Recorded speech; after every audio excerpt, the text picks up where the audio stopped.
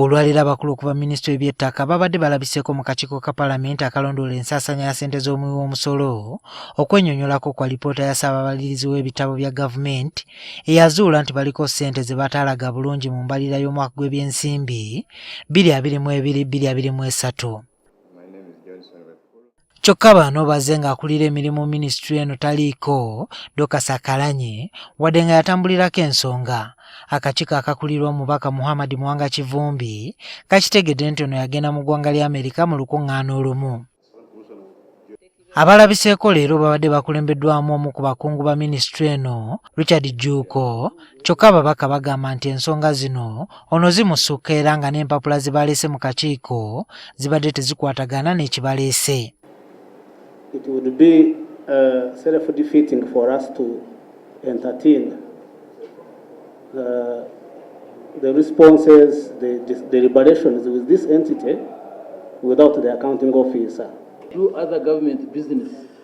I think we are wasting a lot of time raising questions the people who cannot answer, who are not in position to answer what we are raising. So the responses are supposed to be signed by the accounting officer. Mr. Juku, are you an accounting officer? Bano akakiiko kabalumiriza okuba nga balemererwa okuwa embalirira ku ssente za gavumenti ze yabawa obuwumbi 10 naye ku za gavumenti ya Uganda yaziwa billion 10 ze baliriddeko zabadde billion 11 zokka, ate bw'ogenda wansi ne 11 babaliridde nnya. Kati osobola kuleeta alipoota model eyo n'ogireeta mu Palamenti. Gye bigweredde nga akakiiko kalagidde Dorcus Okalany alabikeko gye kali nga kakozesa obuyinza bwako bw'enkanankana n'obwa kkooti enkulu obukawe bwa ssemateeka w'eggwanga.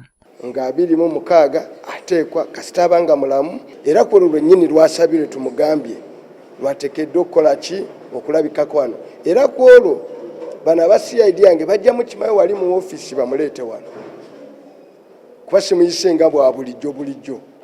Bano bagobeddwa mu kakiiko ate Juuko alagiddwa okugenda ne bambega ba poliisi aba Palamenti mu minisitule y'ebyettaka bano abakwasa ebiwandiiko okutambulira ensasaanya ya ssente bye babadde tebaleese mu kakiiko kano.